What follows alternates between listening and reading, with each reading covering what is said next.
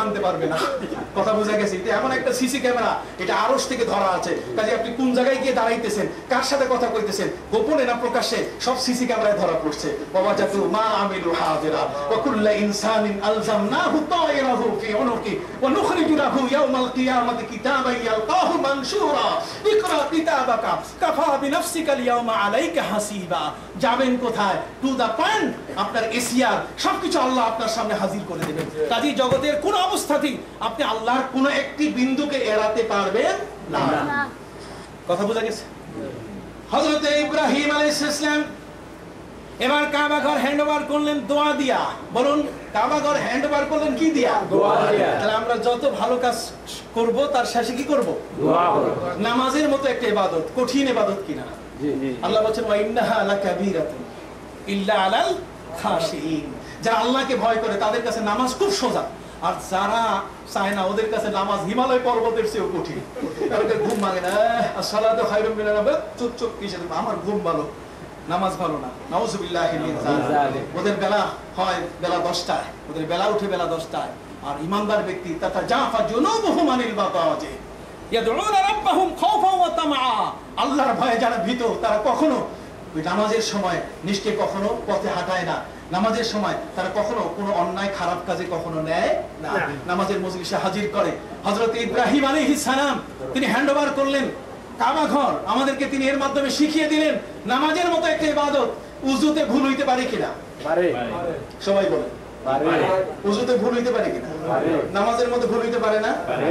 আল্লাহ বলছেন ওয়াইদা কামু ইলাস সালাতি কামু কুসালা। এমন ব্যক্তি আছে যারা নামাজের মধ্যে এত ঢিলেমি করে, নামাজে দাঁড়াইয়া আপনি দেখবেন, কখনো দেখবেন মাথা এরকম টুপিটা এরকম করে, কখনো আবার এটা এরকম করে, কখনো আবার এইটা এইভাবে করে, কখনো না রে এখানে চুলকায়, আবার চুল দেয় চুলকায়, মানে চুলকাইতেই আছে। কথা বুঝেন নাই? মানে নামাজ মনে হয় তার একটা খেলার বস্তু হয়ে গেছে, হয় কিনা? টেনশন প্লিজ, এটা আল্লাহর কাছে তার অর্পণ। এই নামাজটা হচ্ছে কার কাছে অর্পণ? আল্লাহর কার কাছে। আকিমিস সালাত আলা যিকরি, কে স্মরণ করতেছে কাকে? আল্লাহকে। আল্লাহকে স্মরণ করতে গিয়ে সে ছটফট করে কেঁপে উঠবে। ইন্নামাল মুমিনুনা আল্লাযীনা ইযা যুকিরাল্লাহু ওয়াজিলাত কুলুবুহুম ওয়া ইযা তুলিয়াত আলাইহিম আয়াতুহু যাদাতুহুম ঈমানান ওয়া আলা রাব্বিহিম ইয়াতাওয়াক্কালুন। ঈমানদার ব্যক্তি কখনো নামাজে দাঁড়িয়ে ভয় ছাড়া হাসতে পারে না। এইজন্য মক্কা শরীফের ইমামদের দেখবেন তারা কিরাত করতে গিয়ে অনেক সময় কেঁদে উঠে। কি বলেন ঠিক কিনা? তার মানে কঠিন এক অবস্থা জারি হয়। এটাই তো নামাজ। কি বলেন ঠিক না? আর আমরা নামাজে এই পাশে ঠ্যাং নড়াই, এই পাশে হাত নড়াই, টুপিটা এই পাশে সামনে আনি, কখনো ডাইনে কখনো বামে, কি জানি কি খেলা শুরু করে। কথা বোঝা গেছে? খবরদার, নামাজের মধ্যে ভুল হতে পারে কিনা? পারে। উযুর মধ্যে ভুল হতে পারে কিনা? পারে। রুকু সেজদাতে ভুল হতে পারে কিনা? পারে। অনেক ভুল আছে নিজে নিজে ধরা যায় না। ইমাম সাহেবের নামাজ শেষ, আমারও নামাজ কি শেষ। তাহলে এই শেষ হয়ে গেলে পরে আল্লাহর কাছে নামাজটাকে আপনি হ্যান্ডওভার করবেন কি দিয়া? রব্বানা তাকাব্বাল মিন্না ইন্নাকা আনতাস সামিউল আলিম। একদল মৌলভী বলে এটা বলে লাগে না, এটা লাগে না, দোয়ার নাকি দরকার নেই। আরে অনেক ত্রুটি আছে, আমি যার কাছে এটা দিলাম তিনি যদি কবুল না করেন, আমার রুজুও বরবাদ, আমার নামাজও বরবাদ, আমার রুকুও বরবাদ, আমার সিজদাও বরবাদ। কি বলেন ঠিক কিনা? কাজেই আমি যদি শেষে একটু দোয়ার স্বরে আল্লাহকে আল্লাহ বলে ডাকি, রব্বানা করেন, রব্বানা তাকাব্বাল মিন্না ইন্নাকা আনতাস সামিউল আলিম। হযরত ইব্রাহিম আলাইহিস সালাম কাবা ঘর বানানোর পরে আল্লাহর হাতে যখন হ্যান্ডওভার করে দিলেন, আল্লাহ বলেন ইব্রাহিম যাও, আমি তোমার হ্যান্ডওভার, তোমার দোয়া আমি কবুল করে নিয়েছি। যাও ইব্রাহিম, তুমি তোমার ছেলে নিয়ে কাবা ঘর বানিয়েছো। আমি আল্লাহ শুকরগুজার বান্দার, আমি কৃতজ্ঞতা। মাল্লাম ইয়াশকুরিন্নাস সাল্লাম ইয়াশকুরিল্লাহ, যে মানুষের কৃতজ্ঞতা করে না সে আল্লাহর কৃতজ্ঞতা করে না। ওয়ামান শাকারা, যে ব্যক্তি ওয়ামা ইয়াশকুরিল্লাহ, যে আল্লাহর শুকর আদায় করে সে তার নিজের শুকরিয়াও আদায় করে বসে। ভাইদের খেদমতে আরজ করতে চাই, নবী ইব্রাহিম আলাইহিস সালাম কাবা ঘর বানায়া আল্লাহর হাতে হ্যান্ডওভার করার কারণে আল্লাহ এত খুশি হলেন। আল্লাহ বলেন যাও ইব্রাহিম, তুমি যে কাবা ঘর বানালে আর তোমার ছেলে ইসমাইল যে সাহায্য করেছে কাবা ঘর বানিয়েছে, যাও তোমাদের দুইজনের নাম আমি বিশ্ববাসীর কাছে কবলা দলিল হিসাবে রেকর্ড করে ডকুমেন্ট করে দিয়ে দিলাম। তোমরা কাবা ঘর বানিয়েছো, তুমি তোমার ছেলে কাবা ঘর বানিয়েছো, ভালো কাজ করেছো, ভালো কাজের জন্য তোমাদেরকে আমি দলিল দিয়ে দিচ্ছি, ডকুমেন্ট দিয়ে দিচ্ছি। আর সেই ডকুমেন্টটা কি? আসুন, পবিত্র কোরআনে আল্লাহ বলে দিয়েছেন, দেখছেন ভালো কাজ করলে আল্লাহ নাম দিয়ে দেয় যেটা তুমি করছো। কন্যা সুবহানাল্লাহ। এবার আল্লাহ পাক রব্বুল আলামিন বলে দিলেন, রে ইব্রাহিম, তোমার এবং তোমার ছেলের নামে কাবা ঘরে লিখে দিলাম, وَإِذْ يَرْفَعُ إِبْرَاهِيمُ الْقَوَاعِدَ مِنَ الْبَيْتِ وَإِسْمَاعِيلُ رَبَّنَا تَقَبَّلْ مِنَّا إِنَّكَ أَنْتَ السَّمِيعُ الْعَلِيمُ। তাহলে বোঝা গেল কাবা ঘর বানালে কোরআন শরীফে নাম আসে। আর এখন যদি মসজিদ বানাই তাহলে আল্লাহর রেকর্ডে নাম থাকবে কিনা? থাকবে। এটা আদুল্লাহ কোন তো ইমাম থাকবে। থাকবে কিনা? থাকবে। নারে তাকবীর, আল্লাহু আকবার, নারে তাকবীর, আল্লাহু আকবার। ভাইরা আমার, হযরত ইব্রাহিম আলাইহিস সালামের দোয়া কবুল হয়েছে ফার্স্ট চান্সে। কাবা ঘর বানাইছে, আর আল্লাহ বলেন মসজিদ বানাইলে সব মাপ। إنما يعمر مساجد الله من آمن بالله واليوم الآخر। এই পৃথিবীর মধ্যে ওই সকল ব্যক্তি মসজিদ বানায় যার মধ্যে ঈমান আছে।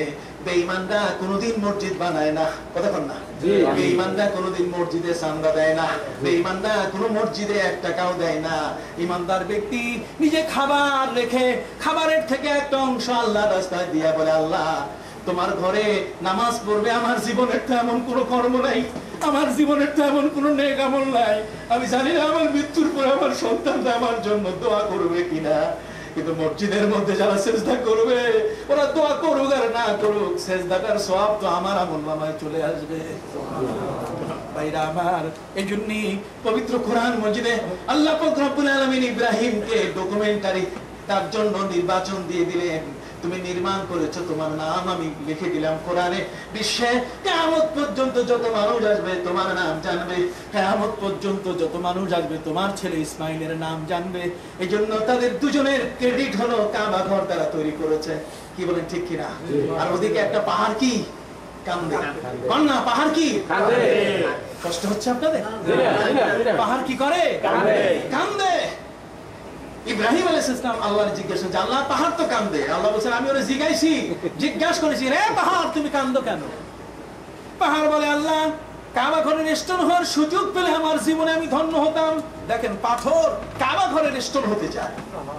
আল্লাহু আকবার, হতে চায়। ওই কাবা ঘরের পাশে আল্লাহ বলেন, ঠিক আছে তুমি এখন কাবা ঘরের জন্য এখন তোমাকে লাগালাম না, কিয়ামত পর্যন্ত তুমি স্ট্যান্ড বাই থাকো।